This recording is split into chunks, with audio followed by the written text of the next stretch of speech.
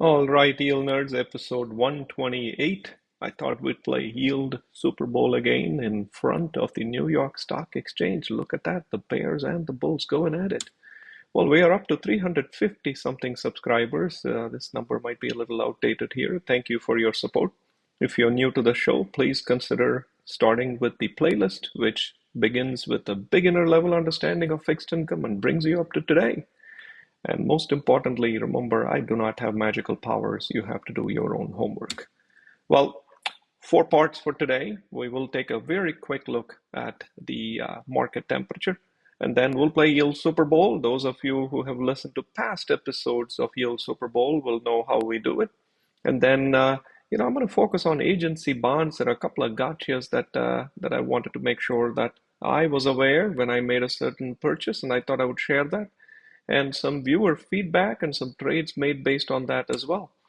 Well, I am playing defense, as you know. My portfolio in blue in the last year has given approximately 6.6% yield, and that's wonderful until you realize the S&P and the Nasdaq are absolutely crushing it. So I am being on the defensive side, and I have my own reasons for that, and you do you.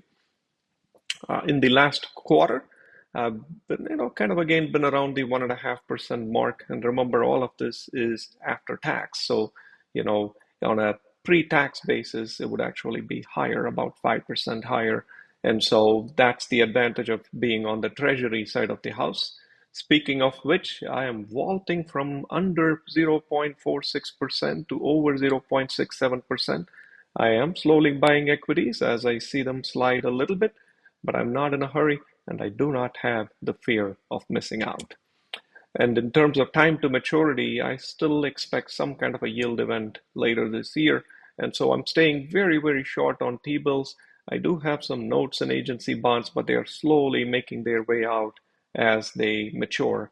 And I'll talk to you more about what I'm doing there. So let's get to the chief guest of today, the Yield Super Bowl.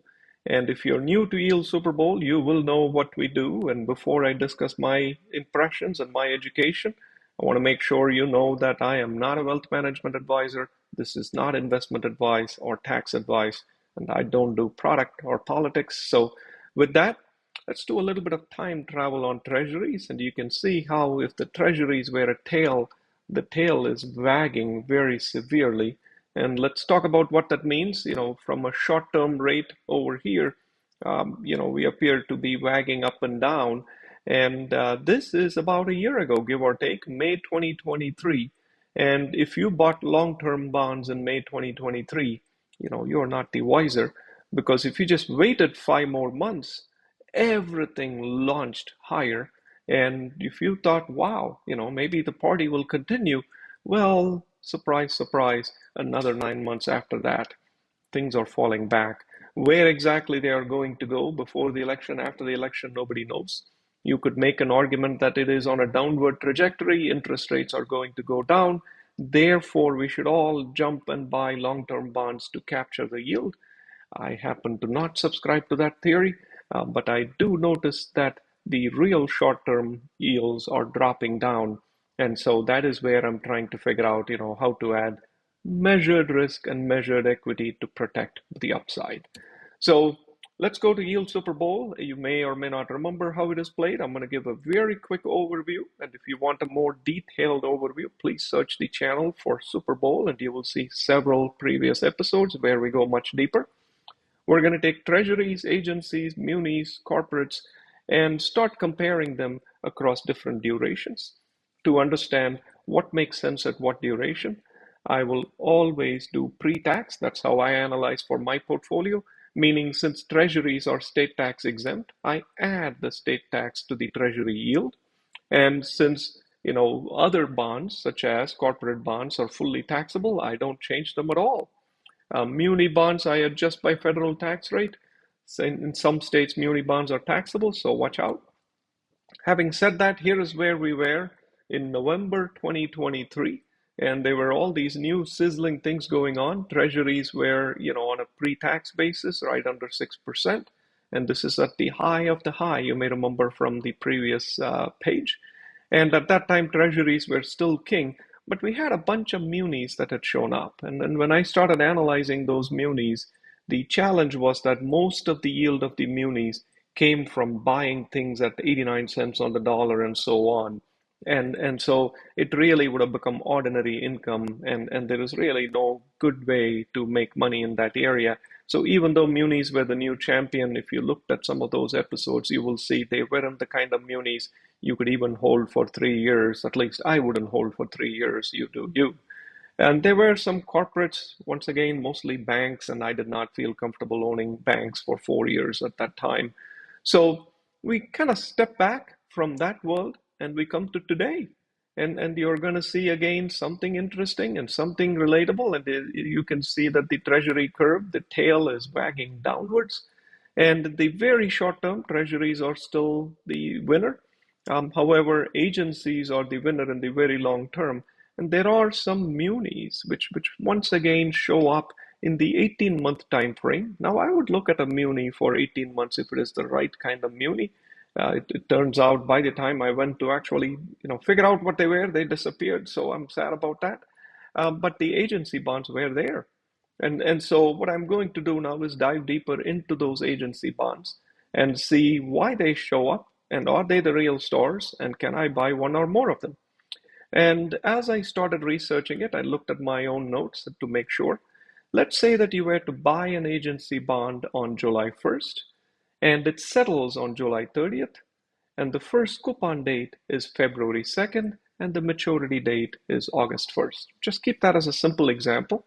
And you may think you are buying a 1 year agency bond, and so it starts on July 30th, matures on August 1st, and we're smack dab in the middle, but it's really not smack dab in the middle because from right here you have 4 months and you have 2 months, so 6 months before the maturity date or 6 months after the settlement date comes the first coupon. There is also the concept of call date. So if indeed the security gets called, meaning if interest rates drop and the agency says, I don't want to pay you 6% or whatever they pay, if they get called, then they will return your par value and a fraction of whatever the earned coupon is for that period. And so you can sit there and say, that looks interesting. In the event that you go there, then what are your risks and rewards? Here is the challenge with that.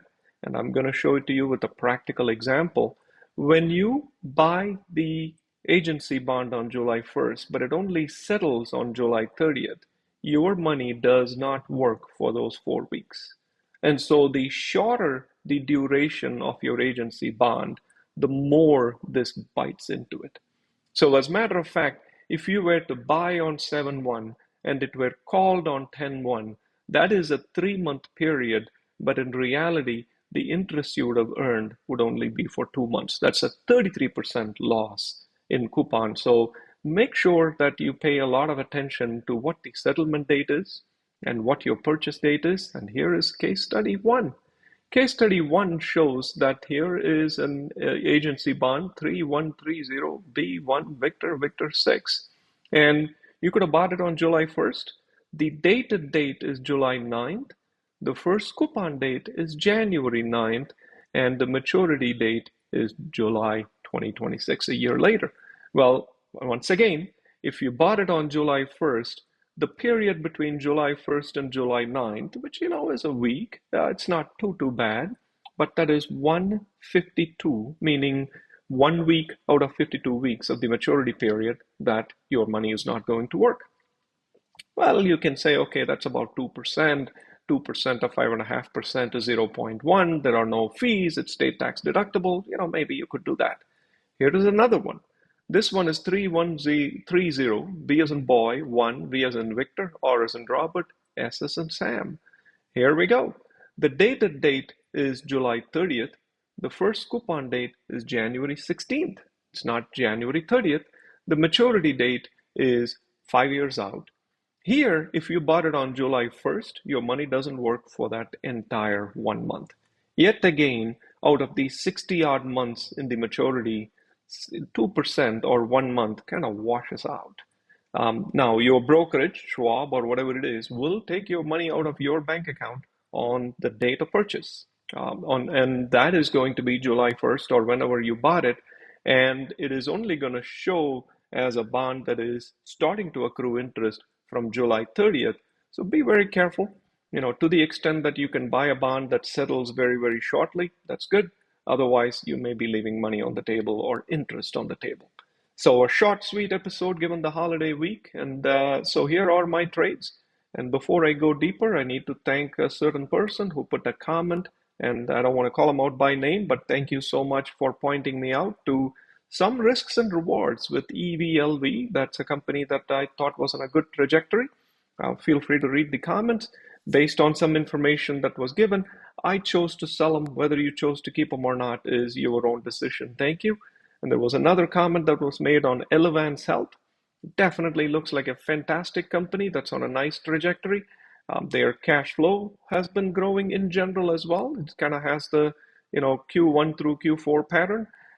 However, if I look into their 10Q, I see that they are losing corporate customers and gaining a fraction of that in individual customers. So when the labor market has some uncertainty, Elevance is the new name for Anthem Blue Cross Blue Shield. And so, when corporate insurers no longer buy the premium plan, or if they lay off workers, then Elevance will make less money. And an individual buying a plan for themselves may not buy the top of the line plan because if they've been laid off, they may buy a cheaper plan. So I'm watching. This certainly is a good company, but I'm not jumping in. I'd like to see how they do. And if there is a labor market unrest, this may be a company I pick up when there is a low. Having said that, here are my trades. I've kind of stuck to my knitting. I buy the same Arcat and Tenet Health and so on. And in terms of where else I go aside from EVLV, you can see that I did buy that FHLB that matures in a year, except I picked up the one that gains interest from July 9th on July 1st. And so I did indeed make that trade for that agency bond. Aside from that, some of my corporate bonds are maturing. I do not buy any corporate bonds these days. So my holdings are pretty much the same as before, all in the defensive side, the energy and food, and a couple of semiconductor and military stocks. And I really didn't do too many earth-shattering moves, and I'm going to wait and capitalize on what is already going on. Thank you for watching Yield Nerd, and we'll see how this goes as the year progresses.